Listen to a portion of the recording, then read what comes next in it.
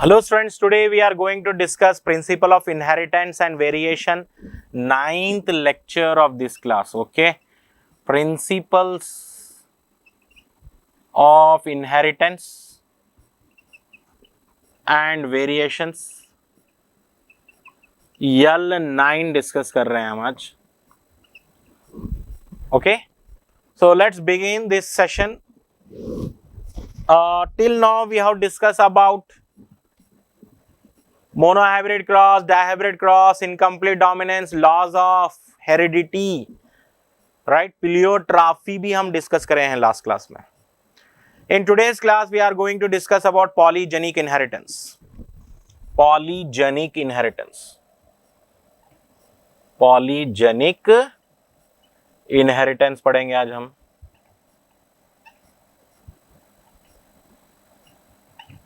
What is meant by polygenic inheritance? When a single character is controlled by more than two genes. When a single character is controlled by more than two genes, it is called polygenic. 3 genes या 3 genes से ज्यादा, इनको हम क्या बोलेंगे? Polygenic inheritance बोलेंगे. Best example, skin color in human is controlled by 3 genes. Capital A, capital B, capital C genes, 3 genes मिलकर skin colour control करते हैं. Capital A, capital B, capital C genes, skin colour in human. अब यहां पे क्या होता है देखिए, some persons are having capital A, capital A, capital B, capital B, capital C, capital C. As you know, genes occur in pair. So how many genes control skin colour? 3 genes control skin colour. If a person is having all dominant 6 alleles हो जाते हैं यहाँ पर total मिलाकर, capital A, capital A, capital B, capital B, capital C पूरे dominant अगर रहेंगे तो this skin will be darkest skin, और ऐसे पर्सन को हम बोलेंगे नेग्रो. नेग्रो बोलेंगे ऐसे पर्सन को जो बहुत ही डार्क स्किन कलर. अफ्रीकन्स जो होते हैं, नेग्रो जो होते हैं, तो complete dark skin colour, black skin colour होती है, सबसे डार्केस्ट स्किन कलर.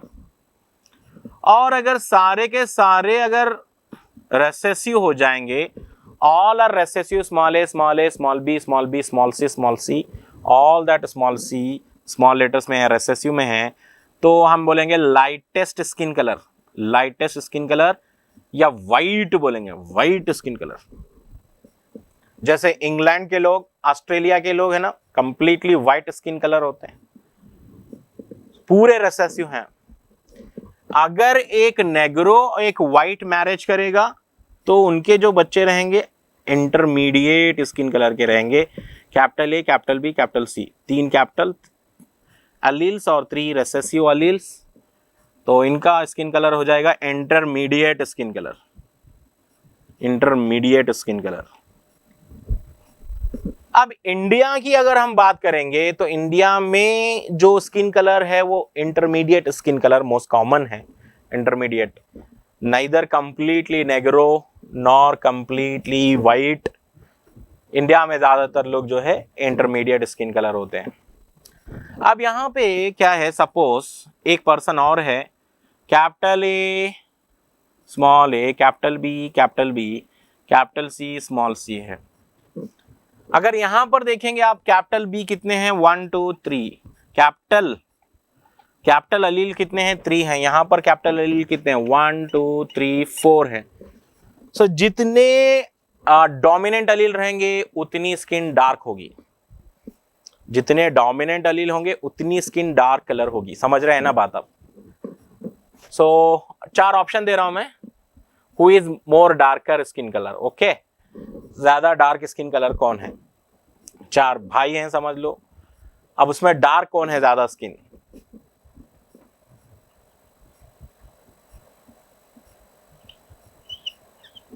ज्यादा डार्क हमें मिलेगी.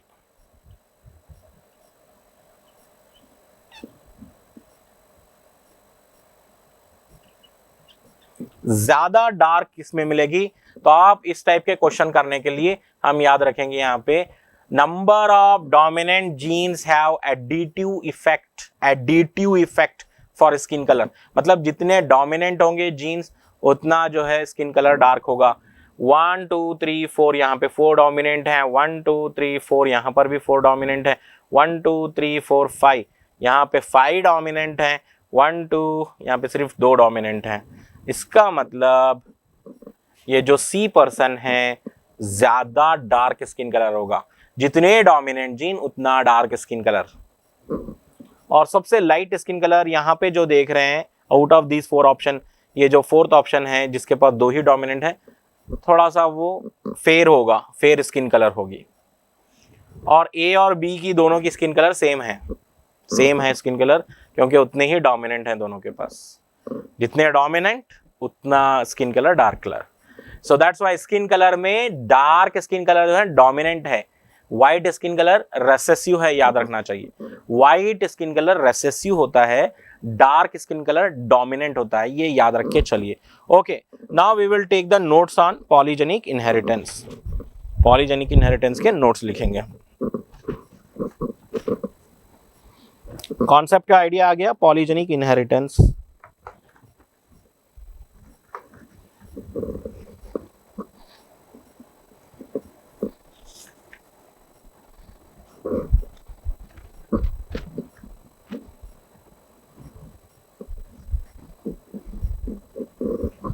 The characters which are controlled by 3 or more genes. Characters which are controlled by 3 or more genes are called polygenic characters.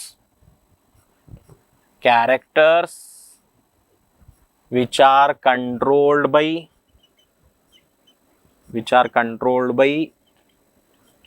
3 or more genes. 3 or more genes are called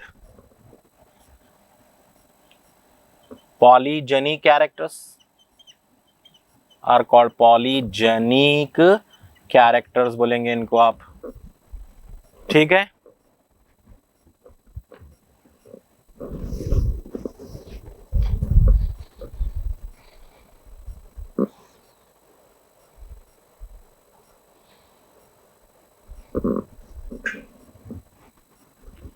Beside the multiple genes, environment also influences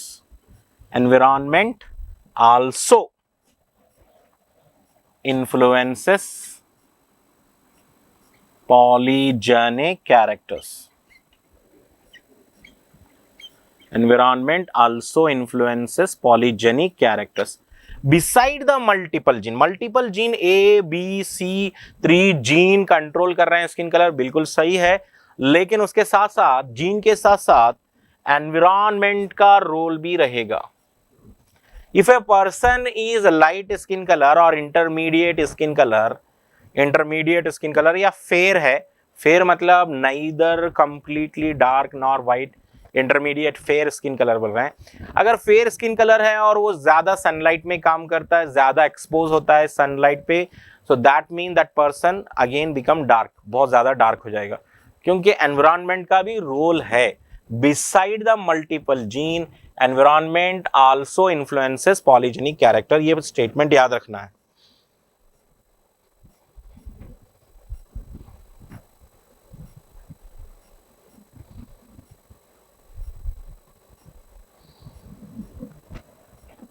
What is the best example for polygenic character? Skin color in human. Skin color in human बोलेंगे।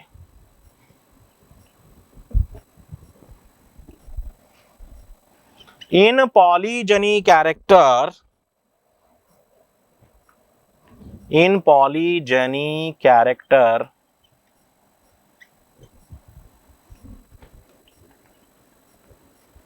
the phenotype is controlled by contribution of each allele.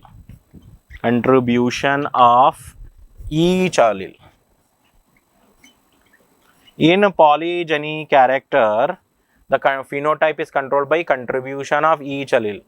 That is, each allele is having additive effect. That is, each allele is having additive effect, मतलब जितने अलील होंगे उतना skin dark होगा, जितने dominant अलील होंगे।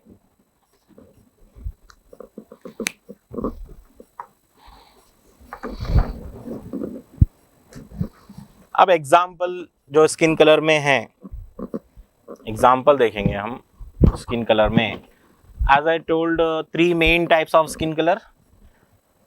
Negro एक हो गया कंप्लीटली डार्क, और वाइट एक हो गए, वाइट लोग हो गए, और इंटरमीडिएट स्किन कलर के लोग हो गए।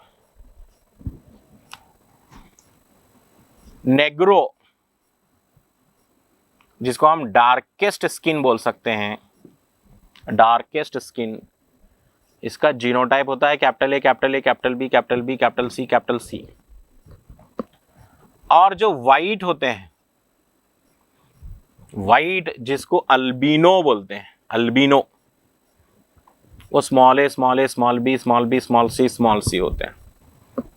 और जो इंटरमीडिएट स्किन कलर होते हैं, इंटरमीडिएट स्किन, इनको हम मुलट्टो बोलते हैं, मुलट्टो, मुलट्टो बोलते हैं intermediate skin colour. Capital A रहेगी, एक स्मॉल ए रहेगी, कैपिटल बी एक स्मॉल बी रहेगी, कैपिटल सी एक स्मॉल सी रहेगी।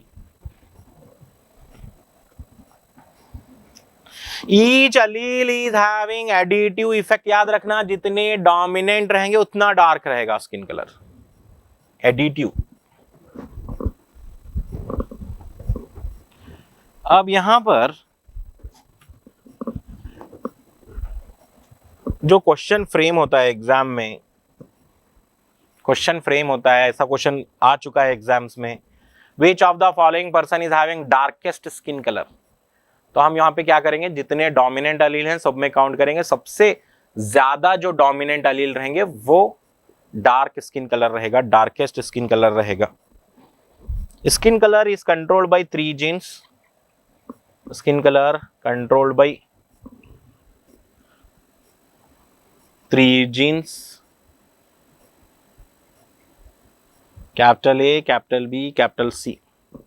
3 जीन से स्किन कलर कंट्रोल हो रहा है।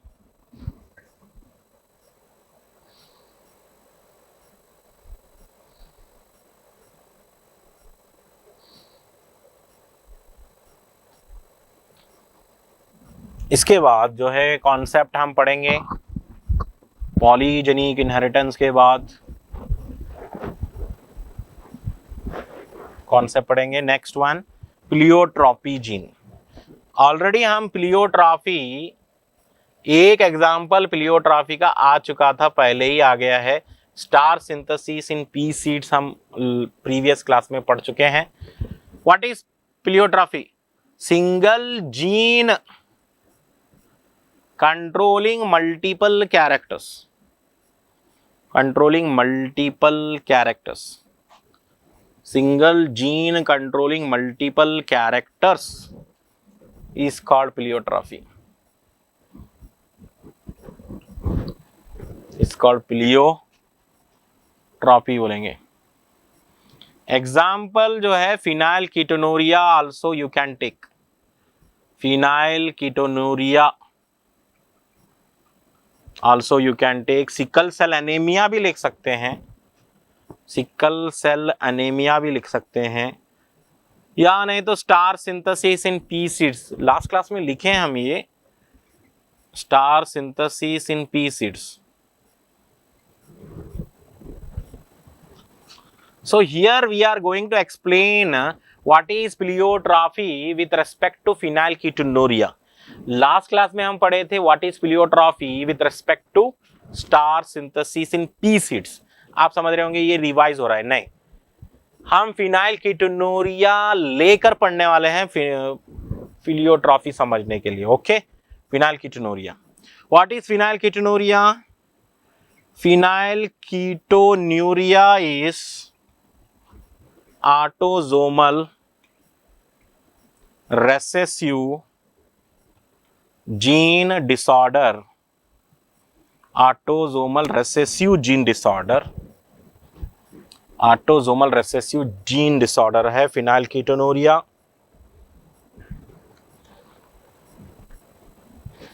क्या होता है फिनाइलकीटोनुरिया में?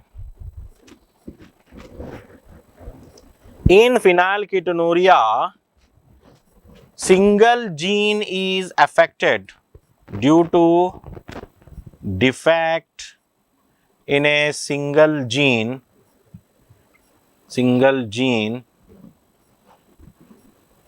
defect in a single gene phenylalanine hydroxylase enzyme. Phenylalanine hydroxylase enzyme is not produced. Phenylalanine hydroxylase enzyme is not produced. Phenylalanine hydroxylase enzyme produce नहीं हो रहा है यहाँ पर. अगर ये एंजाइम नहीं प्रोड्यूस होगा तो क्या होगा? Phenylalanine hydroxylase enzyme is not produced, because of which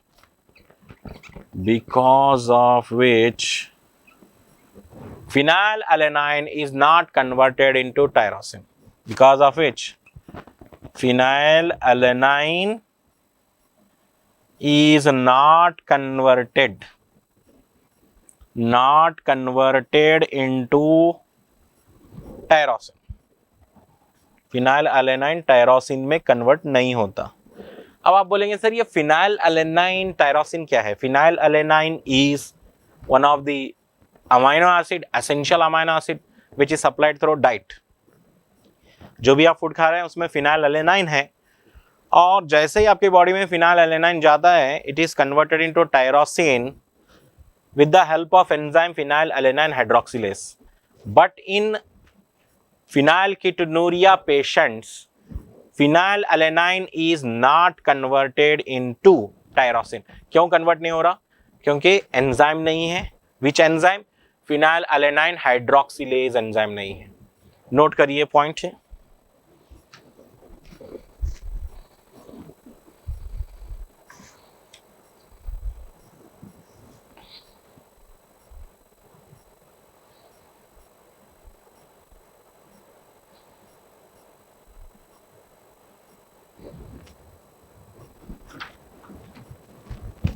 तो phenylalanine टायरोसिन में कन्वर्ट नहीं हुआ.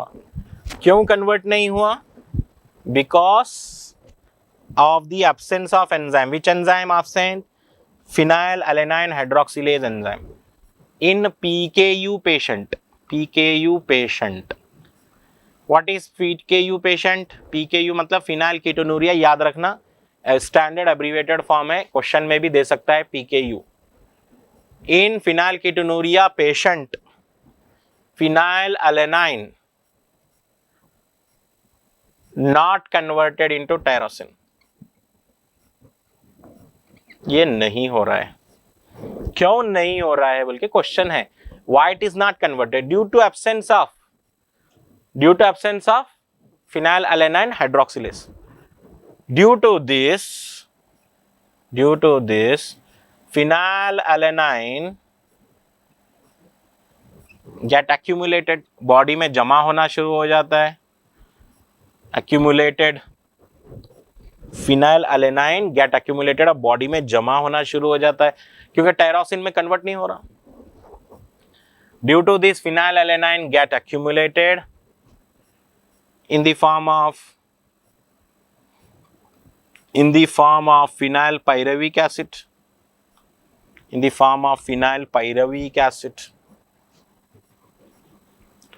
phenylpyruvic acid के फॉर्म में जमा होना शुरू हो जाता है. Due to this phenylalanine get accumulated in the form of phenylpyruvic acid, causing mental retardation. आप देखिए क्या हो रहा है इस वजह से. मेंटल रिटार्डेशन हो रहा है. नंबर 1,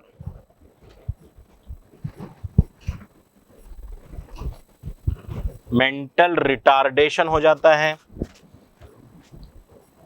हेयर फॉल होने शुरू हो जाता है. Hair fall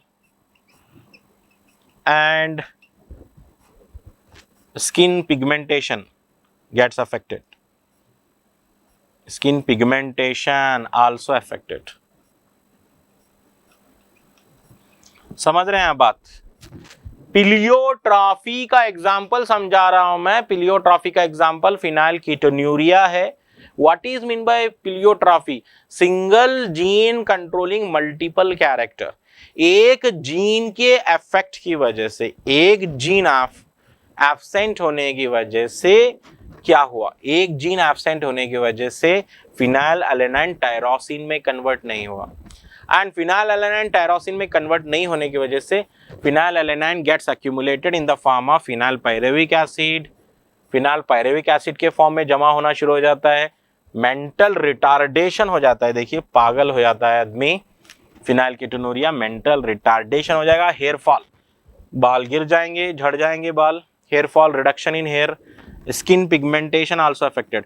skin pigmentation, skin में मेलानिन गायब हो जाता है, अल्बिनिक हो जाते हैं, कंप्लीटली व्हाइट हो जाते हैं। अब आप बोलेंगे सर ये पिलियोट्रॉफी का एग्जांपल कैसे हुआ? One gene is affected, one enzyme is affected, because of that 3 characters are affected. Mental retardation हो रहा है, हेयर फॉल हो रहा है, और स्किन पिगमेंटेशन भी अफेक्ट हो रही है। That's why it is an example for pleiotropy. समझ रहे हैं? और एक बात याद रखना, PKU is inborn error of metabolism. Inborn error of metabolism मतलब ये एक बाई बर्थ डिफेक्ट है। PKU is by birth, inborn error मतलब it's a by birth defect है। एक ऐसा डिफेक्ट जो बाई बर्थ होता है, that is inborn error of metabolism बोल सकते हैं, PKU। And one more character here, in case of PKU patients, urine also have phenyl pyruvic acid. Phenyl pyruvic acid can also be detected, in urine of PKU patient। PKU patient के urine में भी मिल जाता है phenyl ketonuria. सारा information आ चुका है। Phenyl ketonuria से related जितना इंफॉर्मेशन चाहिए था आ गया है आपको।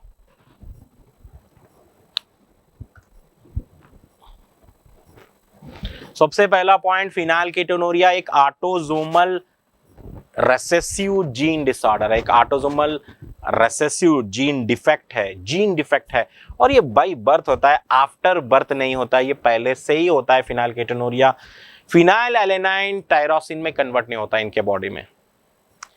फिनाइल एलेनाइन टायरोसिन में कन्वर्ट न होने की वजह से फिनाइल एलेनाइन जमा होना शुरू होता है बॉडी में, and they form phenylpyruvic acid, जिसकी वजह से mental retardation, hair fall, skin pigmentation affected. As multiple characters are affected due to one defective gene, that's why we are taking it as an example for पिलियोट्रॉफी का example बोल रहे हैं। और PKU patients में उनके यूरिन में भी phenyl alanine हो सकता है, फिनाइल एलेनाइन पायरुविक एसिड या फिनाइल पायरुविक एसिड भी बोल सकते हैं, वो प्रेजेंट होता है। अब हम जो है नेक्स्ट टॉपिक की ओर बढ़ेंगे। The next topic is sex determination.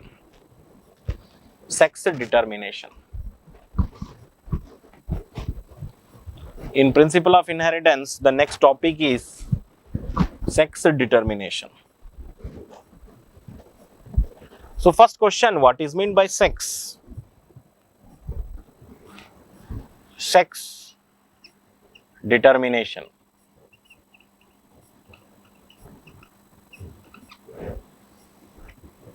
So sex का मतलब होता है ऑल द फिजियोलॉजिकल और बिहेवियरल और morphological character which distinguish male from female.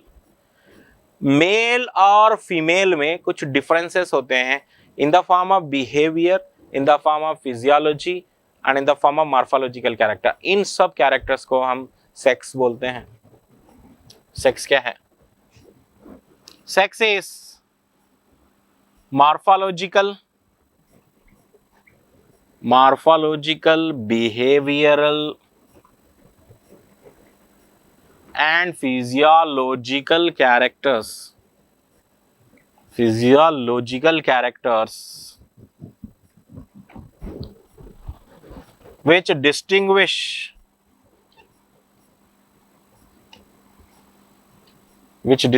male from female, which distinguish from male from female. It's very easy to decide the sex of humans, है ना। Humans देखकर हम बोल सकते हैं ये मेल है ये फीमेल है, बिहेवियर से मालूम कर सकते हैं, उनके मार्फोलॉजी से मालूम कर सकते हैं, उनकी फिजियोलॉजी से मालूम कर सकते हैं। It is very easy to identify sex in human, right.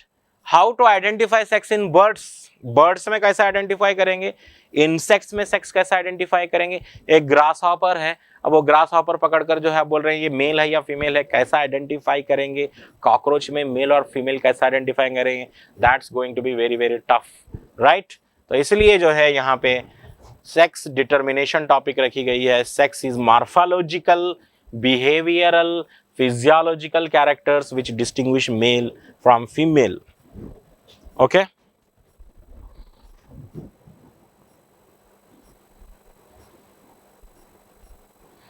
यहां पर एक साइंटिस्ट आ रहे हैं, हैंकिंग।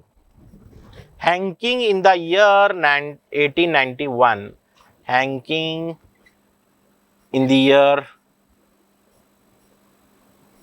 1891 डिस्कवर्ड एक्स बॉडी और X chromosome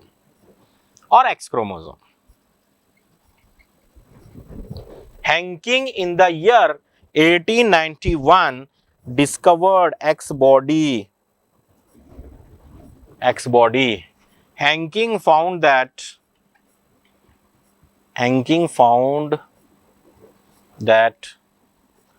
the male insects are producing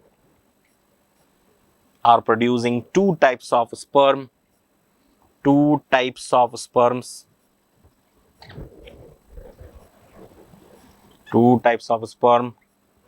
50% sperms with X body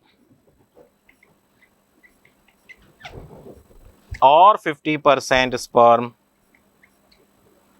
without X body। मतलब समझ में आया आपको।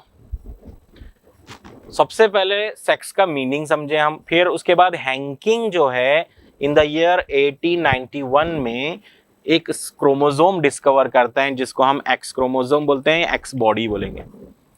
Henking found that male insects जब माइक्रोस्कोप में स्टडी करता है, मेल इंसेक्ट से दो टाइप के स्पर्म बन रहे हैं। एक 50% स्पर्म जो है एक्स बॉडी के साथ हैं और 50% स्पर्म विदाउट एक्स बॉडी हैं। So he discovered X body और X chromosome बोल सकते हैं हम। हैंकिंग याद रखना है। अब यहां पर हम पढ़ने जाएंगे what are the different types of sex determination. So first type of sex determination जो हम पढ़ेंगे that is called X0 type of sex determination. कितने टाइप के सेक्स डिटर्मिनेशन है पहले लिस्ट आउट कर लीजिए। Number 1 X0 type of sex determination. Second one XY type of sex determination. Third one ZW type of sex determination. Fourth one haplodiploid type of sex determination. Sex determination के कितने types हैं याद रखिए। Sex determination सब जगह एक ही method से नहीं हो रहा है, different animals have different method of sex determination. X0 type है, XY टाइप है, ZW टाइप है। एग्जाम्पल भी लिखेंगे तो बहुत बेहतर रहेगा यहाँ पर, राइट। लिखिए एग्जाम्पल। X0 टाइप आपको मिलेगा देखिए ग्रास हॉपर में। XY टाइप आपको मिलेगा देखिए ह्यूमंस में। Drosophila also having XY type. ZZZW type is present in birds. Haplodiploid type of sex determination seen in case of honeybees. Birds को आप फाउल्स भी बोल सकते हैं, फाउल्स, एव्स भी बोल सकते हैं, वर्ड एग्जाम में अलग अलग यूज करते हैं, that's why you have to remember the words. Okay, now we are going to see the first type of sex determination, that is XXX0 type.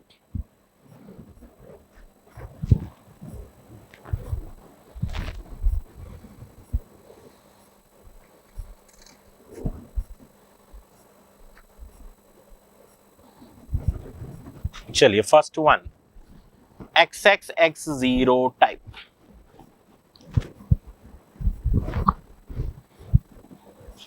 First one XXX0 type of sex determination seen in grass hopper. तो mail grasshopper में क्या होता है, देखिए mail grass hopper, example यहां पे भी लिखना होगा ग्रास हॉपर. तो जो मेल ग्रास हॉपर होगा उसमें ऑटोजोम्स होंगे प्लस X0 होगा. व्हाट इज ए का मतलब है ऑटोजोम, ए का मतलब है ऑटोजोम प्लस X0. और जो फीमेल ग्रास हॉपर होंगे उनमें ऑटोजोम होंगे प्लस XX होगा.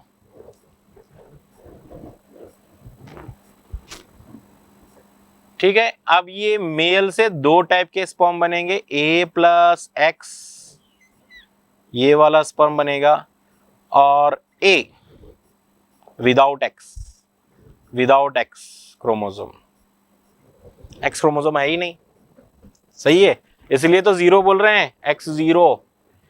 समझे आप, ये मेल ग्रास हॉपर,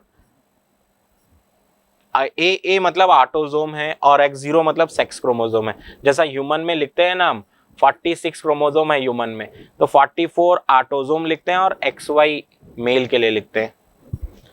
तो ऐसे जो है यहाँ पर अगर ये मेल है तो ये मेल से दो टाइप के स्पर्म बन रहे हैं, 50% विद X, 50% विदाउट X. और फीमेल ग्रास हॉपर से सिर्फ एक ही टाइप का ओवम बनेगा, that is A plus X. This is ovum, कोई और दूसरा टाइप नहीं है, ये स्पर्म है. और अगर ये X वाला स्पर्म ओवम से फ्यूज हुआ, A प्लस इधर का A और एक X इधर का एक X, मतलब ये फीमेल बन जाएगा, फीमेल ग्रास हॉपर बन जाएगा. और ये A प्लस X, एक ही X है और कोई X नहीं है, तो 0 लिख देंगे. तो this will gives rise to male grasshopper. तो यहाँ पे हम क्या लिखना चाहिए एक्सप्लेनेशन में, in certain insects like grasshopper, males are heterogamitic. That means they produces two types of sperms,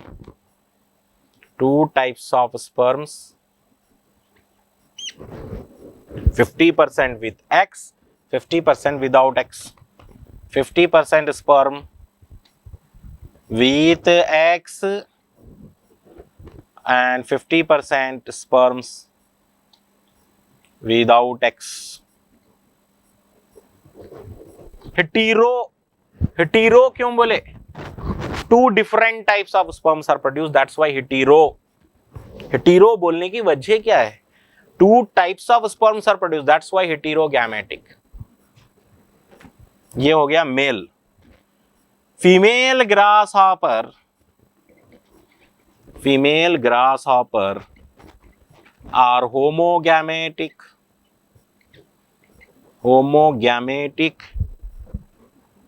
means they produces only one type of only one type of ovum, only one type of ovum.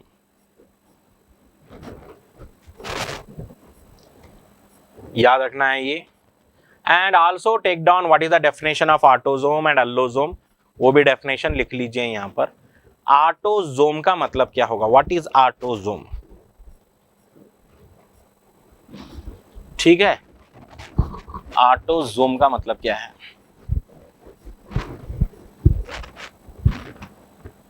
Autosomes, the chromosomes which contains genes for determining body character,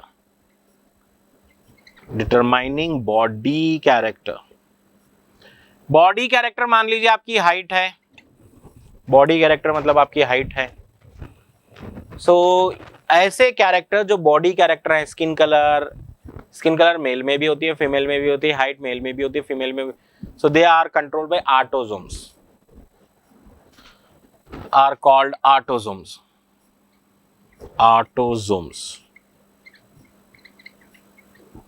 अब autosome हम कैसा लिखे, grasshopper में ए मतलब autosomes लिख रहे हैं हम, जैसे ए लिख रहे हैं. ठीक है. Allosomes they are also called sex chromosome,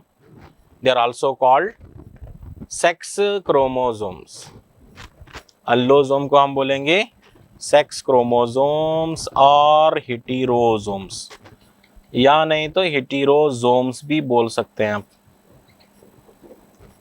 okay, जैसे हम ब्रैकेट में XX XY लिखते हैं, इनको हम अल्लोसोम्स बोलेंगे.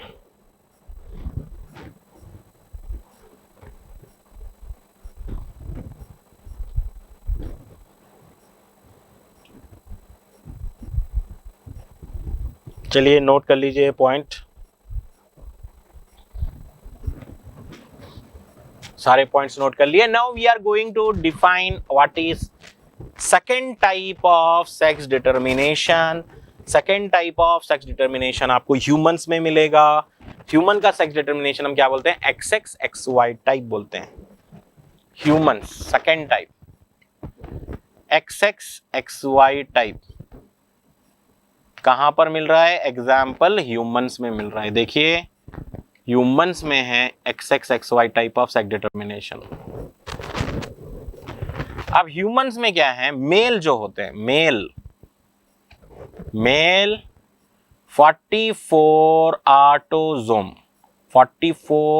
ऑटोजोम प्लस XY, और फीमेल क्या होता है ह्यूमन में 44 ऑटोजोम प्लस XX क्रोमोसोम होते हैं. ठीक है. अब इनके जो गैमेट्स बनेंगे, मेल से बनेंगे स्पर्म, दो टाइप के बनेंगे, 23A plus X, this is one type of sperm. 23A plus Y, this is another type of sperm. दो टाइप के स्पर्म बनेंगे. What is the number of autosome and sex chromosome in sperm in humans. तो human के जो sperm हैं उनमें autosome कितने रहना चाहिए, 22 होना चाहिए, है ना. 22, 23 टोटल नंबर रहेगा क्रोमोसोम का.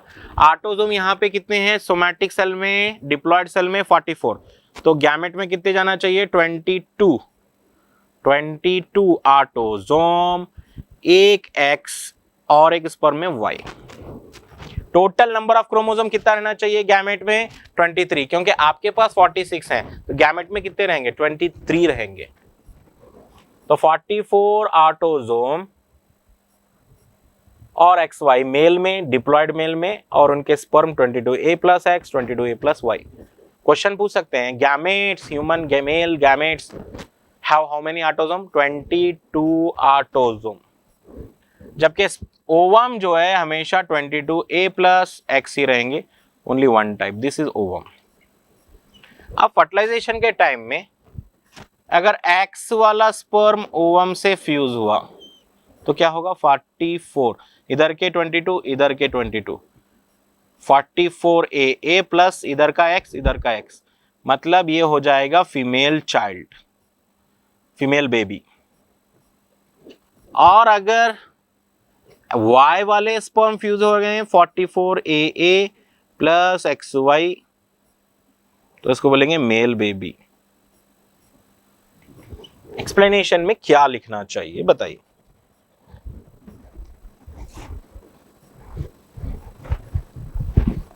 एक्सप्लेनेशन में क्या लिखना,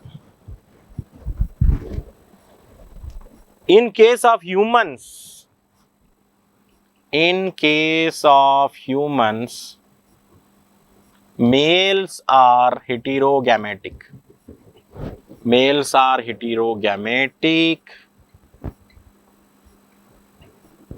heterogametic, okay, sperms are two types, sperms are two types,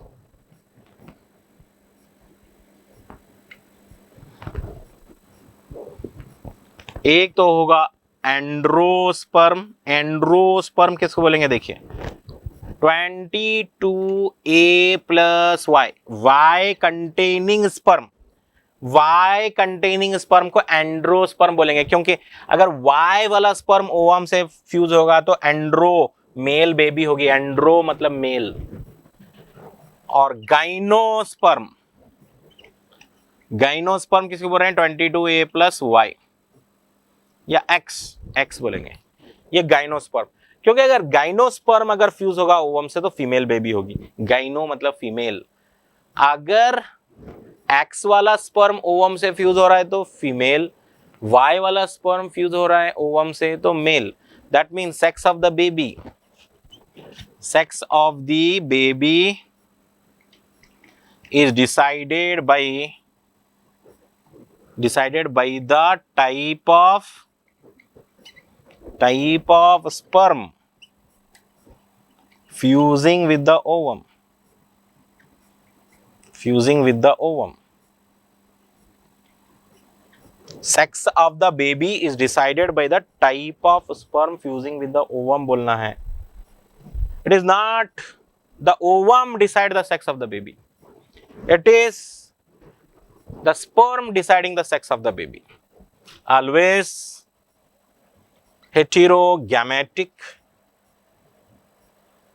जो हेटेरोगैमेटिक पेरेंट होता है वो डिसाइड करता है sex of the baby, always heterogametic parent decide the sex of the baby.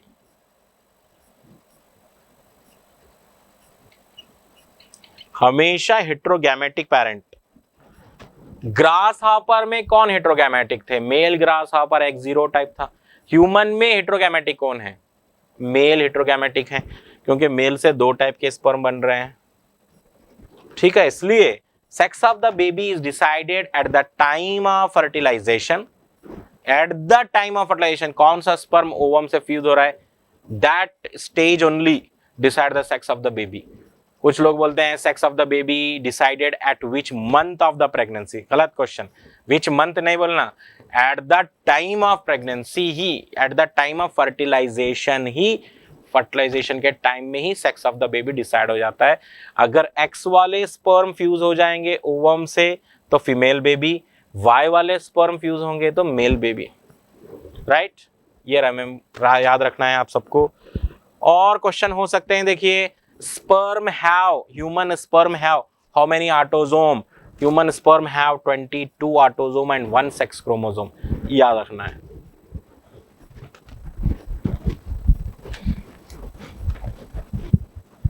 human sperm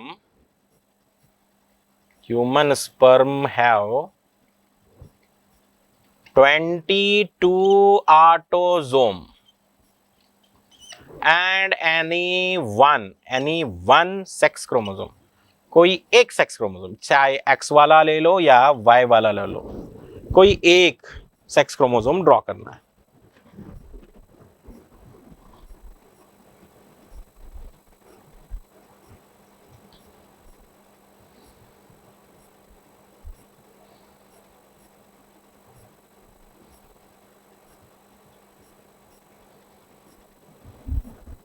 चलिए next,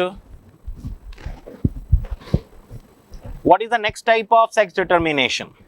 The next type of sex determination is ZZ, ZW type. Third type of sex determination ZZ, ZW type. कहाँ मिलेगी ये ZZ, ZW type? Male honeybees, ये honeybees में कौन सा था? Haplodiploid type of sex determination था. Honeybees can not be the answer. ZZ, ZW कहाँ पे मिलेगा आपको? बर्ड्स में मिलेगा. तो मेल बर्ड्स कैसे होते हैं? देखिए, ऑटोजोम प्लस ZZ होते हैं मेल बर्ड्स, और फीमेल बर्ड्स होते हैं autosome plus ZW. Yes, ZW. इसका मतलब ये होने वाला है फीमेल से 2 टाइप के एग्स प्रोड्यूस होने वाले हैं, जबकि मेल से एक ही टाइप का स्पर्म प्रोड्यूस होने वाला है. देखिए A प्लस ZZ मतलब इनके स्पर्म क्या रहेंगे? A plus Z. Gametes are haploid, इसलिए यहाँ पे क्रोमोसोम हाफ कर देना चाहिए. एक A लेना, एक Z लेना चाहिए. ये स्पर्म हो गया. Sperm is only one type in case of birds. Very very important point. In birds, male sperms are one type, लेकिन ovum 2 type. A plus Z ovum, A plus W ovum. ये रहे ovum. अब यहाँ पे Z वाले sperm ovum से fuse होंगे तो A plus ZZ. It gives female or male. It gives male embryo, male chick,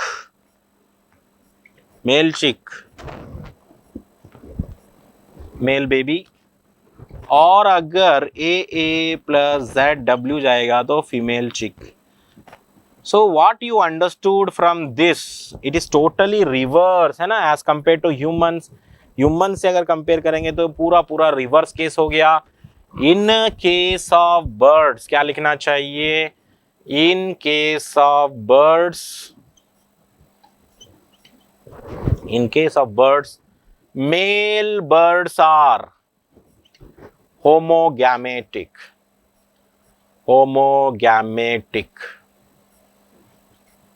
In case of birds, male birds are homogametic.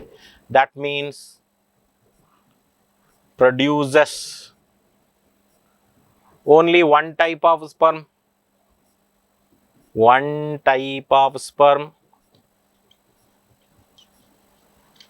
Whereas female bird is heterogametic. That means produces 2 types of ovum. ये एक बहुत ही reverse case हो गया ना. Human से अगर हम compare करें तो बहुत ज्यादा रिवर्स दिख रहा है. ह्यूमन में मेल्स आर हेटेरोगैमेटिक, लेकिन बर्ड्स में female are heterogametic. So the sex of the embryo, sex of the embryo in birds decided by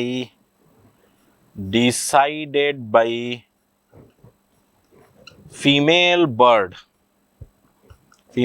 bird. जो हेटेरोगैमेटिक होगा वही डिसाइड करेगा सेक्स, चाहे मेल हो या फीमेल हो. ह्यूमन में हेटेरोगैमेटिक मेल होता है, दैट्स व्हाई मेल डिसाइड, लेकिन बर्ड्स में हेटेरोगैमेटिक फीमेल होता है, इसलिए फीमेल बर्ड डिसाइड. नोट करिए सारे पॉइंट्स.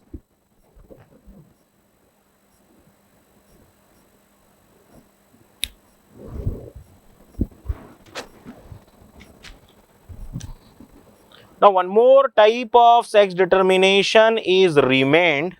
और एक sex determination बच रहा है, that is honeybees. honeybees में sex determination कैसे होता है? honeybees में sex determination के टाइप को हम haplodiploid टाइप बोलते हैं. haplodiploid टाइप का मतलब है, in case of honeybees, male honeybees are having 16 chromosome, 16. female honeybees are having 32 chromosome. Female में 32 क्रोमोसोम, मेल में 16 chromosome. In case of honeybees there is no role of XXXY type, कोई रोल नहीं है XXXY chromosome का। तो हम ये हनीबीज का सेक्स डिटर्मिनेशन नेक्स्ट क्लास में पढ़ेंगे। आज की क्लास में हम पॉलीजेनिक इनहेरिटेंस पढ़े, प्लियोट्रॉफी का एग्जाम्पल फिनाइलकीटोनूरिया पढ़े, and we also have seen sex determination 3 methods. Human में सेक्स डिटर्मिनेशन कैसे होगा, ग्रास हॉपर में सेक्स डिटर्मिनेशन कैसे होगा, बर्ड्स में सेक्स डिटर्मिनेशन कैसे होगा, who decide the sex of the embryo in birds, ये क्वेश्चन, ऐसे क्वेश्चन आते हैं एग्जाम में। Sex of the baby in case of humans decided by male father, father decide करते हैं, जबकि बर्ड्स में who decide the sex of the baby, mother decide the sex of the baby in case of birds. तो next class में हम honeybees का sex determination पढ़ेंगे। Will stop here, thank you.